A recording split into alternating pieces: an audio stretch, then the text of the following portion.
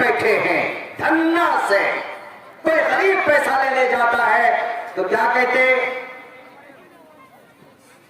100 روپے 1000، 100 روپے 1000 میں 100 روپے لگے گا. کیوں؟ تمہارے ابا کا ہے، قرض دینا ہے تو دے دو، نہیں دینا تو منع کرو. یاد رکھو سود کھانے والوں، صرف زبان میری ہے، اللہ کا کلام پڑھ کر سنا رہا ہو. وشواس نہ ہو، دنیا میں جتنے بھی سود کھانے والے اٹھاؤ قرآن سورہ بقرہ کے اندر 3 پارے میں رب کہتا ہے فَإِن لَّمْ تَفْعَلُوا أَحَلَّ اللَّهُ الْبَيْعَ وَحَرَّمَ الرِّبَا. تجارت کرو، اپنے بازوں میں طاقت ہے تو محنت کرو، مشقت کرو، تجارت کرو، کاروبار کرو، روزی روٹی تلاش کرو، منع نہیں ہے. بزنس کرو، پہلے نمبر پر آ جاؤ، دوسرے نمبر پر آ جاؤ.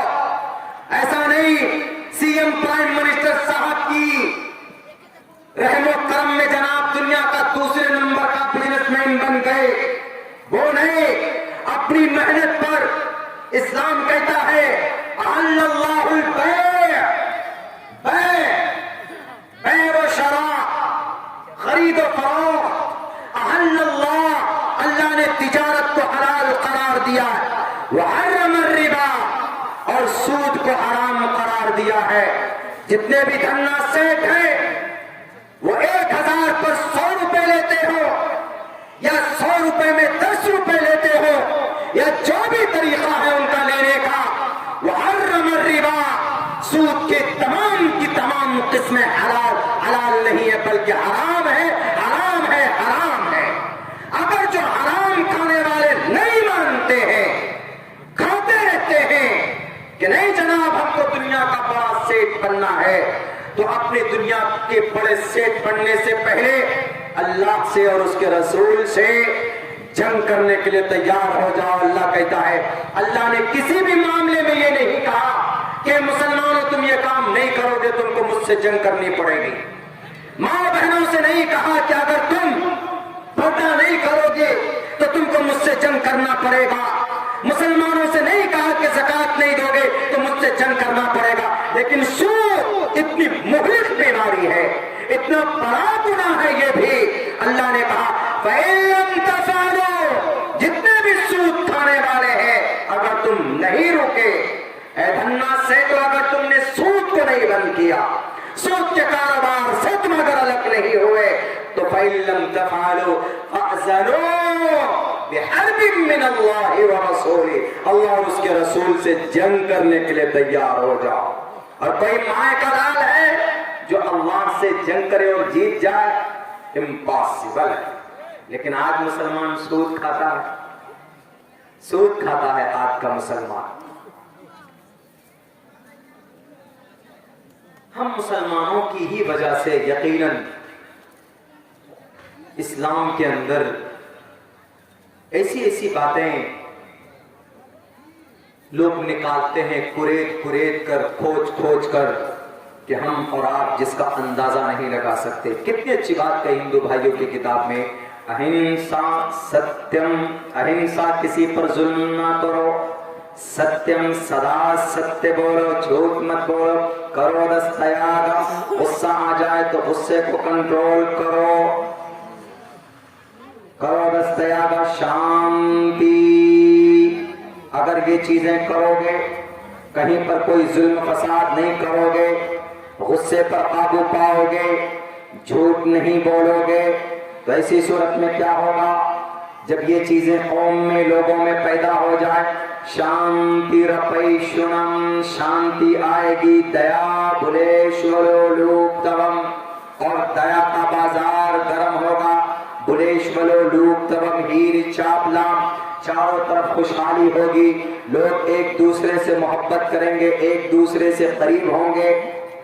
آج مسلمان یقیناً ان کو بولنے کی اجازت کیسے ہوئی؟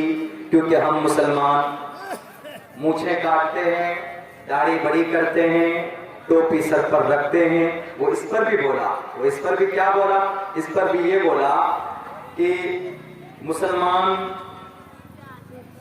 مسلمان جنت میں جائے گا، اور جنت کا مطلب اس نے یہ بولا جنت کا مطلب ٹخنے سے اوپر پیجامہ پہننا. واہ، جنت کا مطلب ٹخنے سے اوپر پیجامہ پہننا؟ ارے بیوقوف آدمی، یہ پہننے سے تعلق رکھتا ہے. یہ اللہ کے نبی کی حدیث ہے، ما اسفل من الکعبین من الازار ففی النار. ٹخنے کے سے اوپر کپڑا پہنو، ٹخنے سے نیچے اگر کپڑا ہوگا تو وہ ایسا جہنم کے آگ میں ہوگا.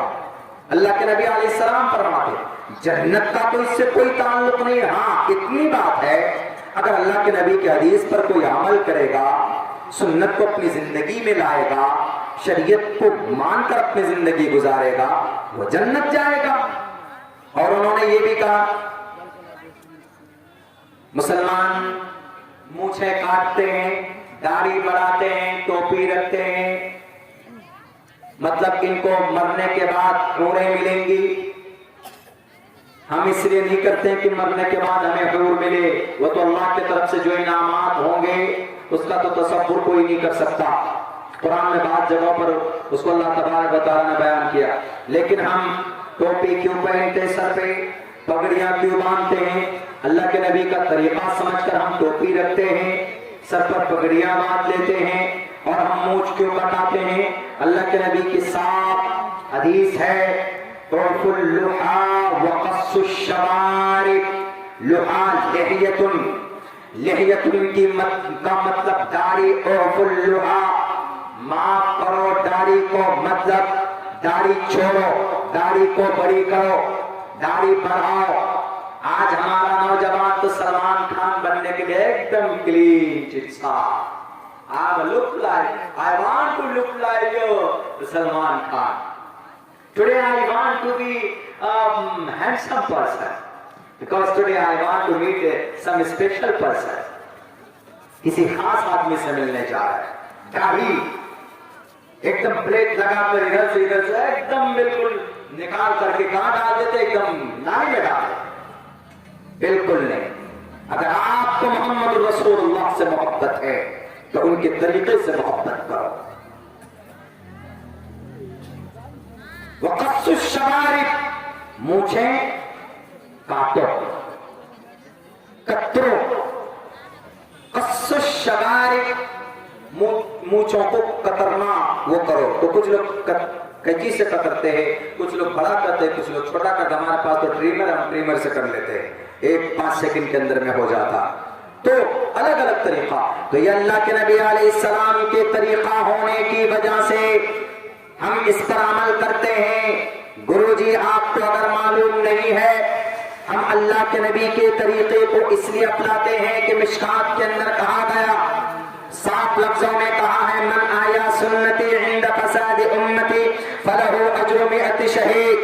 آدمی کو من آیا سنتی عند فساد امتی، جو آدمی ایسے وقت میں جب بہت زیادہ برائیاں ہو، بہت زیادہ لوگوں کے بیچ میں امانت داری غیر امانت داری ہو، ہر طرف گناہ کا بازار گرم ہو، ایسے وقت میں اگر کوئی انسان اللہ کے نبی کی ایک سنت پر عمل کرتا ہے تو اللہ تبارک و تعالیٰ 100 شہیدوں کا ثواب اس کو عطا فرماتے ہیں.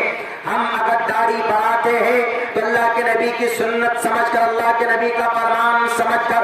ہم اگر مونچھ کاٹتے ہیں، مونچھ کترتے ہیں تو اللہ کے نبی علیہ السلام کا فرمان سمجھ کر.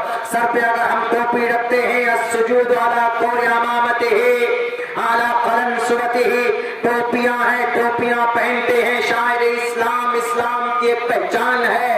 اللہ تبارک و تعالیٰ کی ذات پر ہمیں بھروسہ ہوتا ہے، اللہ کی ذات پر ہمیں، اللہ کے فضل پر ہمیں مکمل یقین وشواس ہے کہ ہم اللہ کے فرمان کے مطابق زندگی گزاریں گے تو ہمیں اللہ تبارک و تعالیٰ ضرور جنت عطا کرے گا.